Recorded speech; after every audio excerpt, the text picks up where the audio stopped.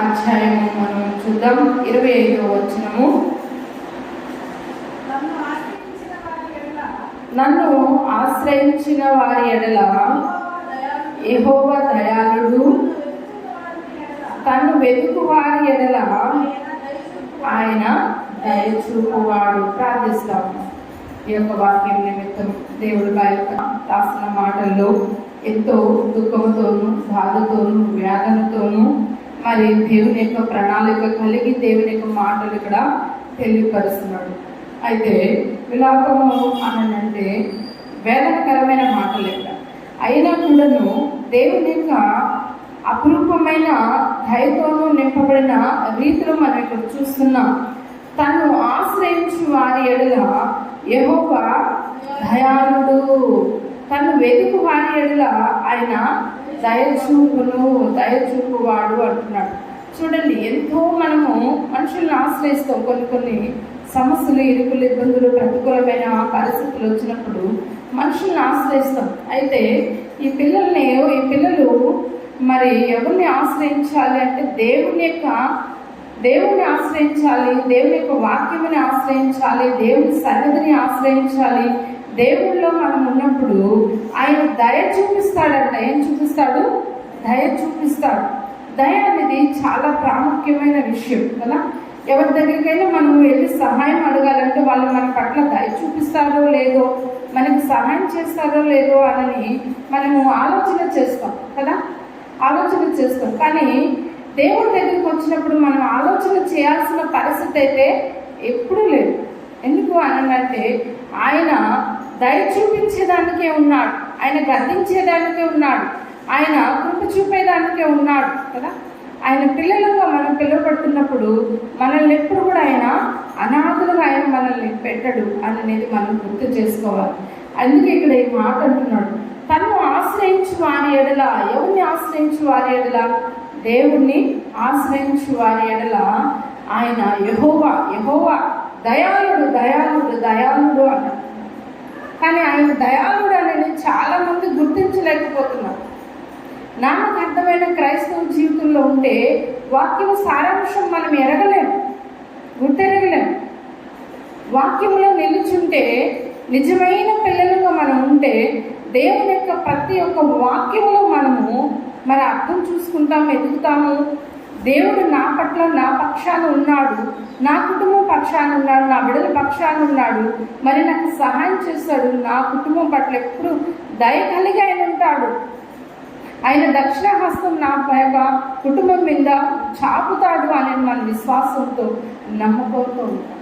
అయితే ఆయన ఆశ్రయించాలి. ఎప్పుడు ఆశ్రయించాలి? మనకు సమస్యలు ఉన్నప్పుడే కాదు, మనకు బాధలు ఉన్నప్పుడే కాదు. బాధలు ఉన్నప్పుడు, సమస్యలు ఉన్నప్పుడు ఎదుగుతాం, కానీ అవి తీరిపోయిన తర్వాత దేవుడిని పక్కన పెడతాం. అలా ఉండకూడదు మన జీవితాలు. మన యొక్క జీవిత మరణ పర్యంతం వరకు దేవుడిని మనం ఏం చేయాలంటే ఆశ్రయించాలి. దేవుని ఆశ్రయించాలి. మనకు సమస్య ఉన్నా లేకపోయినా దేవుని యొక్క నీడలో మనం బ్రతకాలి. దేవుని యొక్క రెక్కల కింద మనం ఉండాలి. ఆయనకు ఆశ్రయపురములో మనం ఉండాలి, అంటే సంఘములో ఉండాలి. దాచబడిన పిల్లలుగా ఉండాలి. ఆయన ఎదుట దాచించబడిన మేలులు ఎన్నో ఉన్నాయి. ఆయనలో గొప్ప గొప్ప లక్షణాలు కలిగిన వాడు, గొప్ప వాత్సల్యత కలిగిన వాడు, దీవించే దేవుడు. ఆ దీవెనలన్నీ నువ్వు పట్టుకునేదానికి నువ్వు సిద్ధపడాలి, నువ్వు పొందుకునేదానికి సిద్ధపడాలి. దేవుని ఆశ్రయించాలి. ఇంతలో కనబడిపోయి అందులో మాయమైపోయే జీవితాలు మనవి. కానీ ఆయన అలా లేడు. ఆయన నిరంతరము నిలుచున్న దేవుడు, నిరంతరం ఆయన యాజకుడుగా ఉన్న దేవుడు, నిరంతరం ఆయన కృప చూపే దేవుడు. ఆయన ఎప్పుడు మనము ఆశ్రయమైన పిల్లలుగా మనము ఆయన ఆశ్రయించేవారము. అందుకే ఇక్కడ అంటున్నాడు, ఇంకా ఏమంటున్నాడు అక్కడ? తను వెతుకు వాడి ఎడల ఆయన ఏం చూపుతాడమ్మా? దయచూపును. ఒక వాక్యం చూద్దాము. కీర్తన రాసిన గ్రంథము మరి 34వ అధ్యాయం మనం చూద్దామండి. కీర్తన రాసిన గ్రంథం 34వ అధ్యాయము 8వ వచనము మనం చూసి మనం ముందుకెళ్దాం. యెహోవా ఉత్తముడని రుచి చూసి తెలుసుకొనుడి అంటున్నాడు. రుచి చూడాలి. ఆయన ఆశ్రయించువారు నరుడు ధన్యుడు. ఎవరు ఆశ్రయిస్తారు? మనుషులు కదా, మనం కదా ఆశ్రయిస్తాం, జంతువులు ఆశ్రయిస్తారు. ప్రాణంతో ఉన్న మనము దేవుణ్ణి ఆశ్రయిస్తాం. యెహోవా ఉత్తముడని రుచి చూసి తెలుసుకొనుడి, రుచి చూసి తెలుసుకొనుడి. ఇంకా ఆయన ఆశ్రయించు నరుడు నరుడు నరుడు ధన్యుడు. నరుడు ధన్యుడు. మనల్ని ధన్యులుగా ఆయన చేస్తున్నాడు కదా. నరులుగా ఆయన పిల్లలుగా ఉన్నప్పుడు మనం ఆయన ఆశ్రయించు. ఆయన నరుడుగా ఈ లోకానికి వచ్చాడు కదా. ఆయన నరుడుగా నీ కోసం ప్రాణం పెట్టాడు కదా. దేవుడిగా పెట్టాడా? ఆయన దేవుడిగా మహాశక్తి కలిగిన వాడు కదా. ఆయన మాటతో ఈ సృష్టి అంతా కలిగిపోయింది. కానీ నరుడికి ఎందుకు రావాల్సి వచ్చింది? నరుడికి ఎందుకు రావాల్సి వచ్చింది? మనిషిగా ఒకరోజు చనిపోతావు, తిరిగి లేపబడతావు, రేపు న్యాయస్థానంలో ఉండగలుగుతావు, ఉండాలి. ప్రతిదీ భూమి మీద మనం చేసిన ప్రతి కార్యక్రమంలో ఆయన ఎదుట మనం చెప్పాలి. గ్రంథములు విప్పబడతాయి కదా. కానీ దేవుడు అలా కాదు. దేవుడు పునరుద్ధానుడయ్యాడు. ఎలా అయ్యాడు? పునరుద్ధానుడయ్యాడు. శక్తితో లేపబడ్డాడు. తండ్రి లేపాడు. గమనించాను. యెహోవా ఉత్తముడని రుచి చూసి తెలుసుకున్నాడు. ఉత్తముడని రుచి చూసి తెలుసుకున్నాడు. ఆయన ఆశ్రయించు నరుడు ధన్యుడు అంటున్నాడు. ఆశ్రయించున్నాడు. నువ్వు ధన్యురాలివి, నువ్వు ధన్యుడివి, నువ్వు ధన్యుడివి అంటున్నాడు. ఎందుకనంటే ఆయన ఆశ్రయిస్తున్నాడు. చాలా మంది చెట్లను ఆశ్రయిస్తారు, పుట్టలను ఆశ్రయిస్తారు కదా, రాళ్ళని ఆశ్రయిస్తారు, మాట్లాడలేని వాటిని ఎన్నో ఆశ్రయిస్తుంటారు. మాట్లాడే దేవుని మనం ఆశ్రయిస్తున్నాం కాబట్టి మనము ధన్యులమే. చూడండి, 86వ కీర్తన కూడా మనం చూద్దాం. 5వ వచనము, 86వ కీర్తన 5వ వచనం మనం చూద్దాం.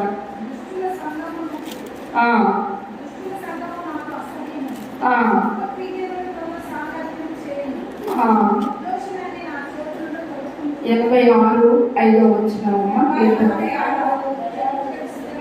ప్రభువా, నీవు దయాళుడవు, క్షమించుటకు సిద్ధమైన మనసు గలవాడు, నీకు మొరపెట్టు వారందరిలా కృపాతిశయము గలవాడవు అంటున్నాడు. ఎలా ఉన్నాడు?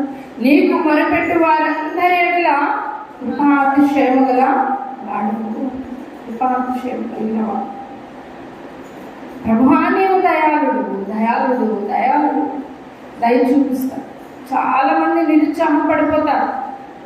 అయ్యో, ఇంకా దేవుడు నన్ను కరుణించలేదే, ఇంకా దేవుడు నా వైపు చూడలేదే, ఇంకా దేవుడు నన్ను గమనించలేదే అని అంటుంది. సమయం ఉన్నది. ఏమున్నది? సమయం ఉన్నది. ఆ సమయం రావాలి. కొన్ని క్షణాల్లో చేస్తాడు దేవుడు, కొన్ని ఆలస్యం చేస్తాడు.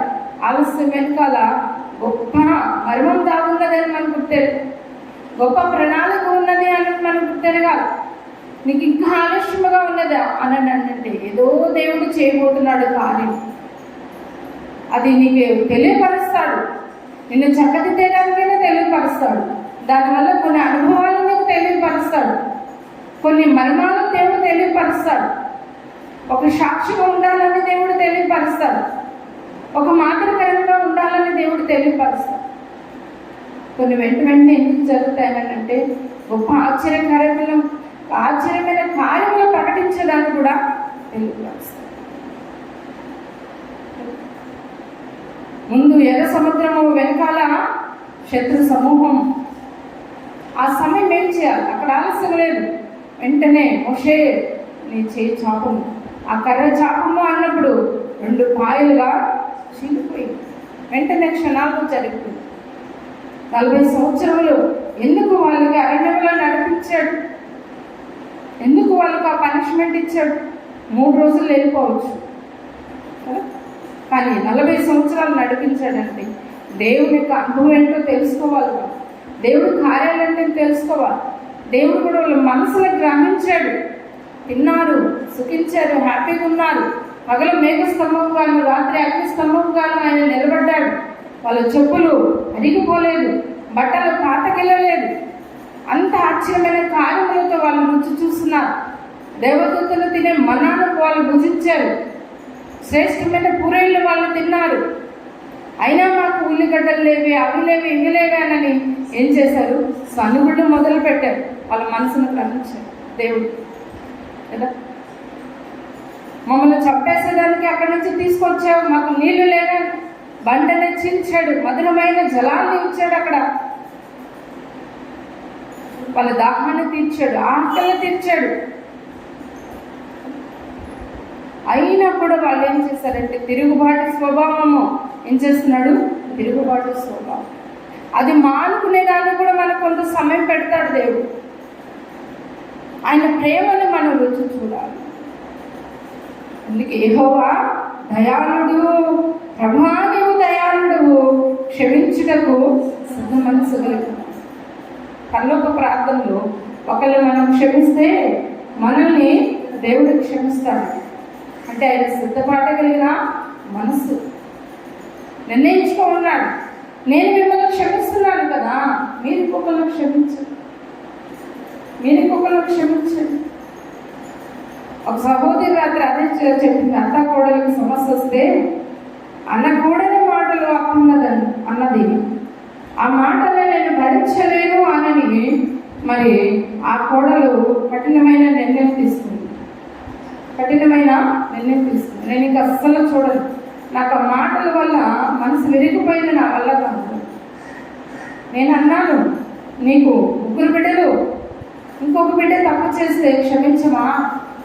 ఆ బిడ్డనుకో అమ్మా, ఆ బిడ్డనుకో, ప్రేమ కలిగి ఉండు. రాబోతున్న దినాలలో దేవుడు నీకు గొప్ప మేలులు చేయబోతున్నాడు, విశ్వసించు. పెద్దవారు కొంత దుడుకుతనం ఉంటుంది, ఆవేశం ఉంటుంది.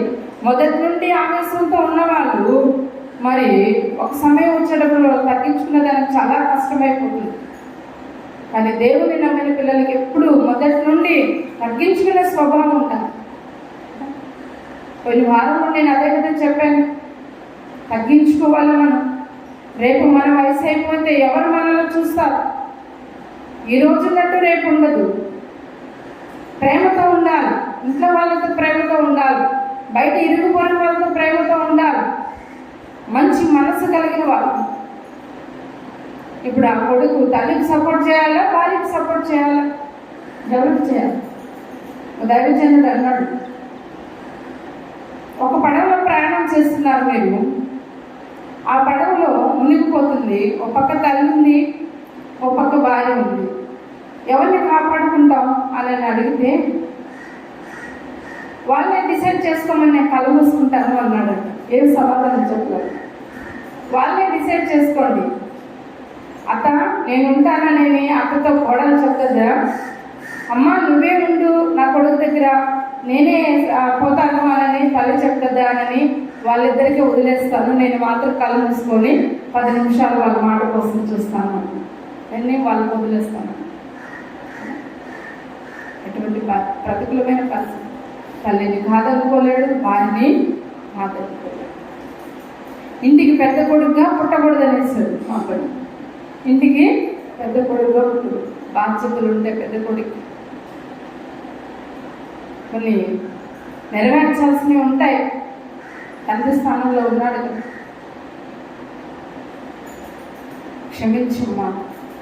ఒకవేళ ఆమెలో ఏమైనా పొరపాటు ఉంటే క్షమించు, నీలేమైనా సమస్య ఉంటే దిద్దు.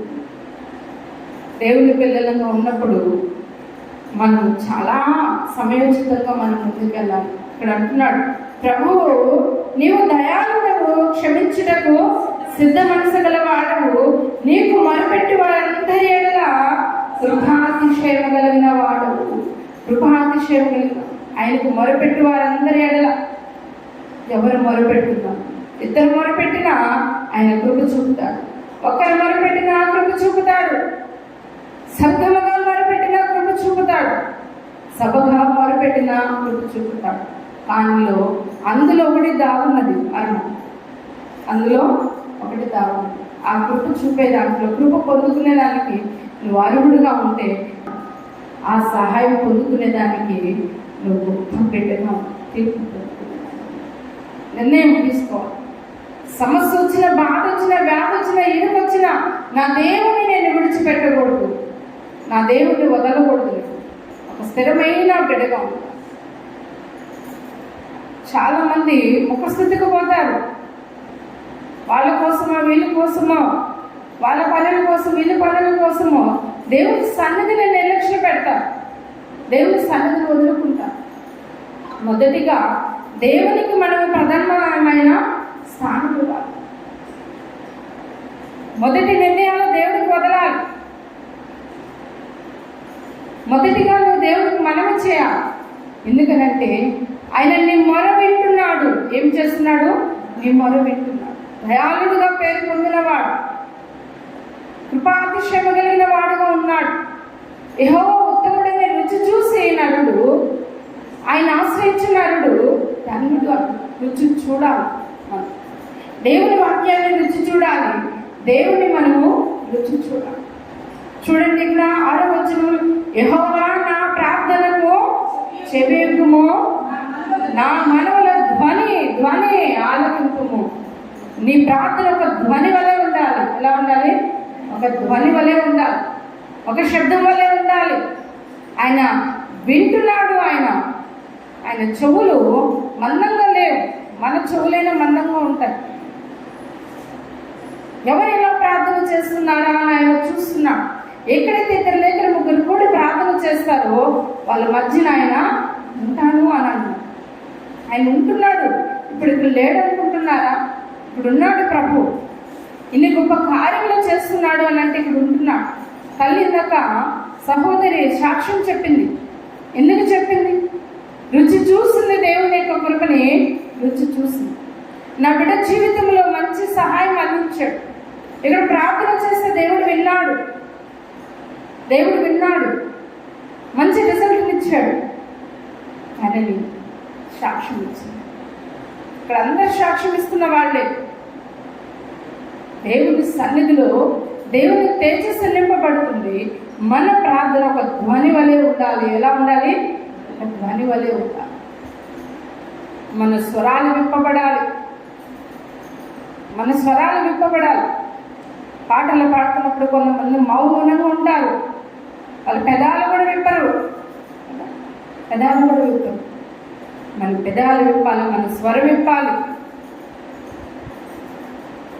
మాట్లాడుతున్నాడు, నీవు నాకు ఉత్తరమిచ్చేవాడవు గనుక నా ఆపద కాలమందు నేను నీకు మొరపెట్టుచున్నాను. నీవు నాకు ఉత్తరం ఇచ్చినట్టు. ఆయన దయాళుడు కాబట్టి నీకు ఉత్తరం ఇస్తున్నాడు. ఆయన కృప చూపువాడు కాబట్టి నీ పక్షాన ఉన్నాడు. నీ కుటుంబం పక్షాన ఉన్నాడు. గమనించు సహోదరు, గమనించు. ఇర్మీయా రాసిన గ్రంథము మనం చూద్దాం. ఇర్మీయా గ్రంథము 29వ అధ్యాయము 14వ వచనం మనం చూద్దాం. ఇర్మీయా గ్రంథము 29వ అధ్యాయము 14వ వచనము, ఇదే యెహోవా వాక్కు, నేను మిమ్మను చెరలో నుండి రప్పించెదను. నేను మిమ్మను చెరపట్టి ఏ జనములోనికి, ఏ స్థలములోనికి మిమ్మల్ని తోలు వేసినో ఆ జనులందరిలో నుండి, ఆ స్థలము అన్నిటిలో నుండి మిమ్మను సమకూర్చెదను. ఇదే యెహోవా వాక్కు. ఎచ్చట నుండి మిమ్మను చెరకు పంపితును, అచ్చటికే మిమ్మల్ని మరలా రప్పిస్తును. అక్కడికే మరలా రప్పిస్తు. ఈరోజు నువ్వు తప్పిపోతున్నావేమో, ఇక్కడ నుండి తప్పిపోయావు. విన్నావు, దేవుని ప్రేమ రుచి చూసావు, దేవుడిలో ఉన్నావు కొంతకాలము, మళ్ళీ లోకంలోకి వెళ్ళిపోయి దేవుడు అక్కడ నీకు కొన్ని పనిష్మెంట్లు ఇస్తాడు. ఏమిస్తాడు? కొన్ని పనిష్మెంట్లు ఇస్తాడు. ఆ పనిష్మెంట్లో నువ్వు దేవుడిని అడగాలి. వీళ్ళు అదే చేశారు. అక్కడ పడకూడని కష్టాలు పడుతున్నారు. చెరలు, బబులోను చెర, ఐగుప్తు చెర వేరే, బబులోను చెర. అక్కడ ఏమి నేర్పాడు దేవుడు? వాళ్ళ బాధ భరించలేక, మరి ఐగుప్తు పెట్టే హింస వల్ల తట్టుకోలేక, ఆ బానిసలుగా ఉండలేక, ఆ పనుల భారం వాళ్ళు మోయలేక వాళ్ళు దేవుడికి మొరపెట్టారు. ఇక్కడ ఎట్లాంటి పరిస్థితి బబులోను చెరలో ఉంది? హర్షోరు యొక్క విధానంలోకి వెళ్ళిపోయారు వాళ్ళు. అక్కడ దేవుడు వాగ్దానం ఇస్తున్నాడు ఇర్మియా భక్తుడు, మిమ్మల్ని ఎక్కడి నుండి నేను మిమ్మల్ని పంపిస్తున్నాను తిరిగి అక్కడికి మీరు వస్తారు. ఇదే యెహోవా వాక్కు, నేను చెప్తున్నది ఇదే. మనం బాగున్న వాళ్ళం ఇంకా బాగుండాలి అని అనుకోవాలి, పడిపోకూడదు. ఒకవేళ పడిపోయిన వారిని తిరిగి వాక్యంతో తెలియపరిచి మళ్ళీ దేవుని సన్నిధిలోకి నడిపిస్తున్నాడు. ఏం చేస్తున్నాడు? మళ్ళీ దేవుని సన్నిధిలోకి నడిపిస్తున్నాడు. అందుకే ఇక్కడ అంటున్నాడు,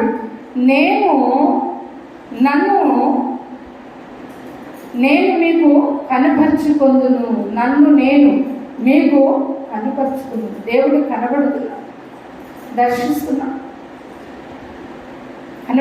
దర్శిస్తున్నాడు. ఇదే యెహోవా, నేను మిమ్మల్ని చెరలో నుండి రప్పించదును. ఎక్కడి నుండి? చెరలో నుండి రప్పించదును. విలాప వాక్యములు అంటే వేదనతో కన్నీటితో కలిగిన మాటలు.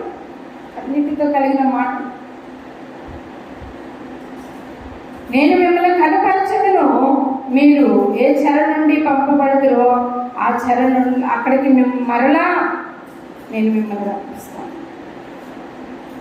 యెహోవాకు అని నేను మిమ్మల్ని చెరపట్టి ఏ జనములోనికి ఏ స్థలములోనికి మిమ్మల్ని తోలివేసెదనో ఆ జనులందరిలో నుండి ఆ స్థలములన్నిటిలో నుండి మిమ్మల్ని సమకూర్చును. కొంత అన్ని జనుల మధ్యను కూడా మనల్ని దేవుడు ఉన్నతమైన స్థితిలో పెడతాడు. ఎటు పెడతాడు? ఉన్నతమైన స్థితిలో చూపిస్తాడు. అక్కడ కార్యములు చూపిస్తాడు. మీ ద్వారా దేవుడు అక్కడ కొన్ని కార్యములు చేసిన తర్వాత వాళ్ళందరూ రక్షణలోకి వచ్చేదానికి కూడా అవకాశం ఉంటుంది. మీరు పొందుకున్న మేలు బట్టి మీ స్వదేశాన్ని విడిచి ఇంకో దేశానికి వెళ్ళిన తర్వాత అక్కడ కొన్ని సమస్యలు వచ్చినప్పుడు తిరిగి మిమ్మల్ని రప్పించడము, అక్కడ గొప్ప కార్యములు చేయడమో చేసినప్పుడు వీళ్ళు నమ్ముకున్న దేవుడు సమర్థుడైన దేవుడు, గొప్ప దేవుడు, ఆశీర్వదింపబడిన దేవుడు, ఆశీర్వదించే దేవుడు, గొప్ప కార్యములు చేయ దేవుడు అని అంటారు. ఆ ఘనత ఎవరికి? దేవునికి ఆ ఘనత, దేవునికి ఆ ఘనత. అప్పుడు నువ్వేం చేస్తావు? అందరికీ ప్రకటిస్తావు, అమ్మా దేవుడు నా జీవితంలో గొప్ప కార్యం చేశాడు.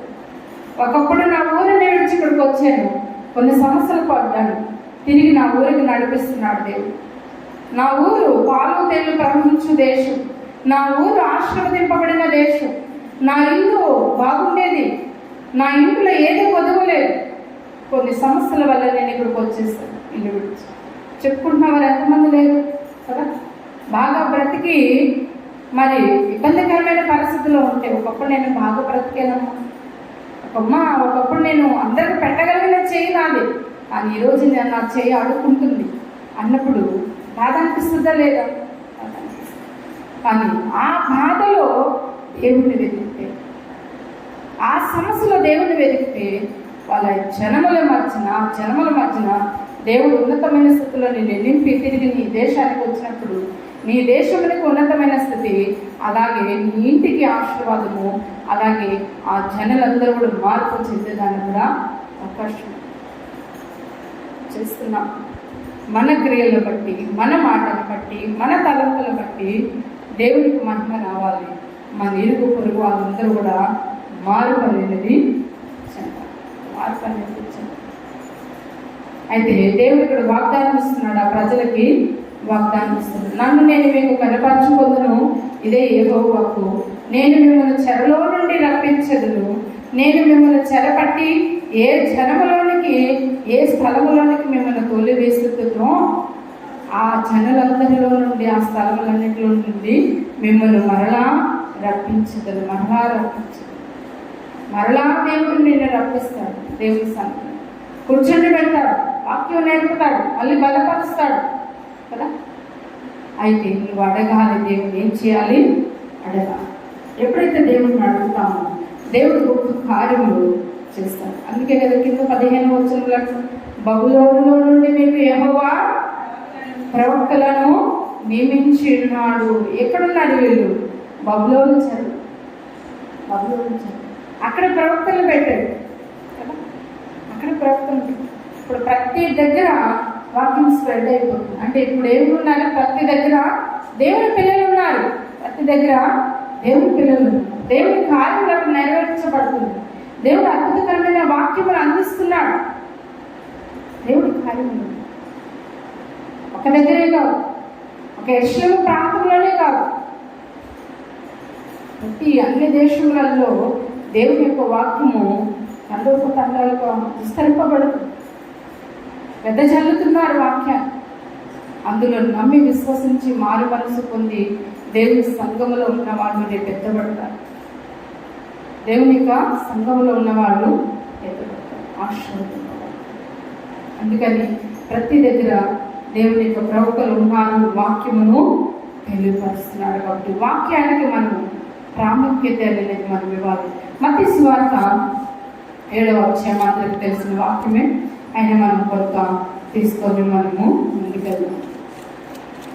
మత్తయి సువార్త 7వ అధ్యాయం 7వ వచనం 11 మనం 11వ వచనం వరకు అడుగుడి మీకు ఇయ్యబడును, వెదకుడి మీకు దొరుకును, తట్టుడి మీకు తీయబడును, అడుగు ప్రతి వానికి పొందును, వెదుకువానికి దొరుకును, తట్టువానికి తీయబడును.